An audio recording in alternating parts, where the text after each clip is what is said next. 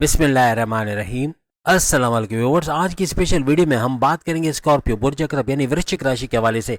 अगर आपकी शादी शुदा जिंदगी, लाइफ पार्टनर और बच्चे ऐसे ना निकले तो कहना, एक एक हर्फ सही होता है। आप देखोगे आप 1000% इन बातों की सच्चाई का इकरार कमेंट्स में आके जरूर करोगे। स्कॉर्पियंस के हवाले से आज हम बात करेंगे 1000% ट्रुथ अबाउट योर वेडिंग, आपकी शादी के बारे में, आपके लाइफ पार्टनर के बारे में, आपकी वाइफ या हस्बैंड के बारे में, एंड किड्स यानी आपके बच्चों के बारे में, चाहे लड़के हो चाहे लड़कियां, इनके बारे में ऐसी बातें जिसकी गवाही आप भी दोगे कि ये सच है या झूठ है। जुपिटर आपके औलाद का घर यानी पांचवें घर का रूलिंग लॉर्ड इसको माना जाता है। जुपिटर जिसको गुरु भी कहते हैं। आपकी राशि, आपके ज़ोडिएक साइन का रूलिंग लॉर्ड मंगल यानी मार्स को माना जाता है। अब आपकी औलाद में इल्म के हिसाब से, मालूमात के हिसाब से ये लोग पावर बैंक होते हैं। हर किस्म के टॉपिक पे घंटों ये बात कर सकते हैं। इतनी मालूमात फेसबुक, यूट्यूब, इंस्टा, जहाँ से मालूमात मिले वहाँ से बटोरते हैं। और इल्म सीखना, दूसरों को सिखाना और इल्म हासिल करना, नई नई चीज़ें सीखते रहना, टेक्नोलॉजी से अपडेट करना, दुनिया में क्या कुछ हो रहा है इसके बारे में जानना, हिस्ट्री के बारे में जानना, ये सब चीज़ों का बड़ा शौक होता है। थोड़ी शांत, थोड़ा सा काम डाउन भी होते हैं अगर आपकी औलाद, अगर हम बात करें स्कॉर्पियंस की। लेकिन कभी फर्ज करें अगर लिब्रा है तो वो तो फिर शांत तो उसका सवाल ही पैदा नहीं होता। क्योंकि मैं भी एज ए स्कॉर्पियन, जो मेरी औलाद है लिब्रा है, तो अब शांत नहीं होती ज़्यादातर। अगर ऐसा भी देखा गया कि शांत ना होना या बहुत ज़्यादा एग्रेसिव होना, बहुत ज़्यादा गुस्से वाला, कुछ कुछ भी उल्टा सीधा बोल देना, ऐसी औलाद भी आपकी हो सकती है। इसलिए दोनों सूरतें, या तो बहुत काम डाउन ठंडे मिजाज की होगी या फिर गुस्से वाली भी हो सकती है। आपके लड़का हो या लड़की, आपकी औलाद बहुत ईमानदार होती है और बहुत हुनर पसंद, चीज़ें सीखना, नई नई चीज़ें एक्सप्लोर करना, नई नई क्रिएटिविटी लाना, इनोवेशंस लाना, ऐसी चीज़ें बहुत आपकी औलाद में देखा जाता है। थोड़ा स्ट्रगल करती है आपकी औलाद, लेकिन कभी ना कभी इनको अचीवमेंट या कामयाबियों को मिलना, अपना नाम बना पाना, ऐसा ज़रूरत। सबसे बड़ी बात कि आपका नाम रोशन करना, आपको फ़ख्र होता है अपनी औलाद पे कि ये मेरी औलाद है। इस तरह आपका नाम करना, आपका नाम रोशन करना, ऐसा देखा जाता है। आप मज़हब को मानने वाले, मज़हब से कनेक्टेड होते हैं। आपकी औलाद लड़के हो या लड़कियाँ, ज़्यादातर मज़हब से करीब होना, इबादत बंदगी का करना, मेडिटेशन का करना, रेगुलर प्रेयर्स का करना, रिचुअल्स को फॉलो करना, ऐसा अक्सर आपकी औलाद में, अभी नहीं तो कभी ना कभी बाद में जाके इनका कनेक्टिविटी ज़रूर मज़हब से बन जाती है। रिलीजियस एथिक्स या एथिक्स का जो वर्ड्स है, ये लेके जो संस्कार जिसे हम कहते हैं, वो चीज़ें बड़ी इनके अंदर कूट कूट के भरी हुई होती है। आपकी औलाद चाहे लड़के हों या लड़कियां हों, या आप इनकी वालदा हों या वालिद हो, दोनों सूरतों में आपकी औलाद बहुत ज़िद्दी होती है। ज़िद पे अड़ जाना, अड़ियल स्वभाव, या कहते हैं ना अड़ियल नेचर के होना।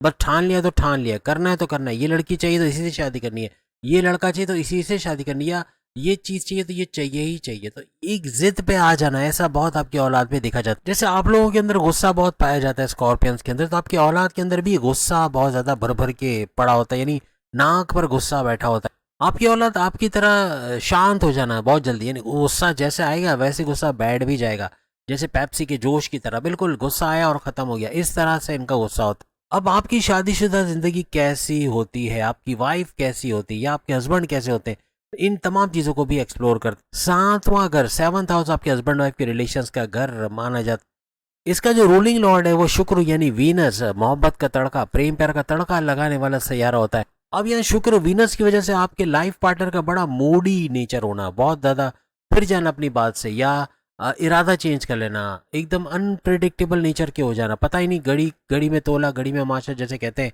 ये बोलेंगे कुछ, करेंगे कुछ, सोचेंगे कुछ, ऐसे कुछ मामला बन जाते हैं, यानी तय नहीं कर पाते, या माइंड को सेट नहीं कर पाते, या अपना अचानक से इरादा बदल देना, ऐसे मामला भी अक्सर आपके पार्टनर में देखा जाता है। अब ये पार्टनर चाहे आपके हस्बैंड हो चाहे वाइफ हो, दोनों सूरतों में है, क्योंकि हम मेल फीमेल दोनों के लिए बात कर रहे हैं। ये जरूरी नहीं कि आपकी हर बात वो मान लें, आपकी वाइफ है या हस्बैंड है, कभी आपको इग्नोर कर देना, कभी आपकी बातों को ना मानना, टाल देना, ऐसा भी अक्सर इनके अंदर देखा गया।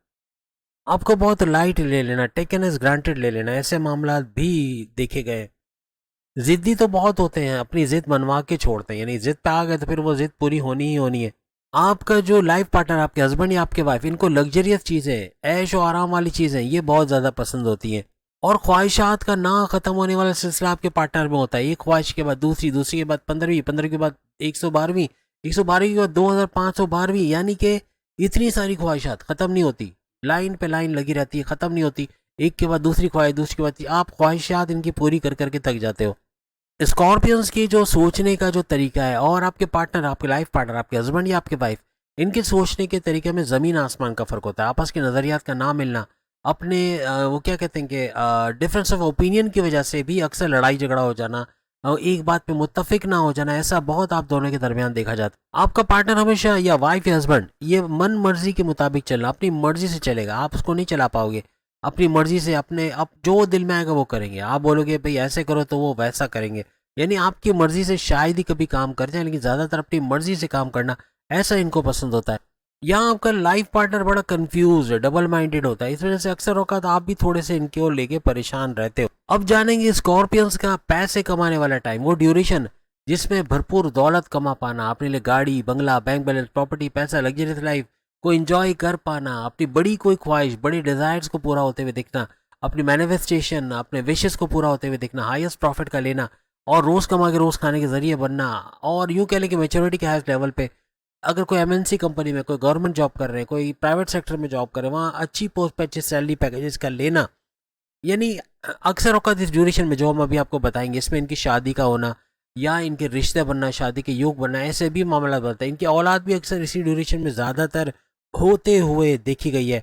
यानी इनके रास्तों से रुकावटें हटना, इनके कामों का बन जाना, ऐसे भी इसी ड्यूरेशन में देखा गया है। भरपूर पैसे का आना, अपने सोर्सेस ऑफ इनकम को तेजी से मल्टीप्लाई कर पाना, ऐसा भी इस ड्यूरेशन में ज़्यादा देखा गया। और ये ड्यूरेशन है 26 साल से 50 साल के दरमियान। यानी 26 साल से पैसा आना शुरू होता है। ऐसा नहीं कि एक बंगला बना लिया या गाड़ी खरीद ली, लेकिन ये कि इतना कि जोड़ पाते पैसा, फिर बाद में जाके गाड़ी लेना, बंगला या बैंक बैलेंस खड़ा करना या कुछ अपने लिए इलेक्ट्रॉनिक गैजेट्स खरीद पाना, ऐसे मामला बनते हैं।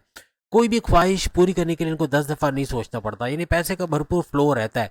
50 साल के बाद भी अगर स्कॉर्पियंस काम कर रहे हैं तो ये सिलसिला जारी रहता है। तमाम स्कॉर्पियंस जरूर कमेंट्स करके बताएंगे आपका सुपर गोल्डन पीरियड कब शुरू हुआ, जब आपको लगा कि अच्छा पैसा आना शुरू हुआ, आपकी ख्वाहिशात पूरी हुई, आपके जो दिल के अंदर जो आपके डिज़ायर्स थे उसको पूरे होते हुए देखा। बहुत कुछ जो हमने अभी बताया, ये जो सुपर गोल्डन पीरियड आपका कब से शुरू हुआ, यानी हर लिहाज से आपने वो सब हासिल किया जो आपकी दिली ख्वाहिश थी।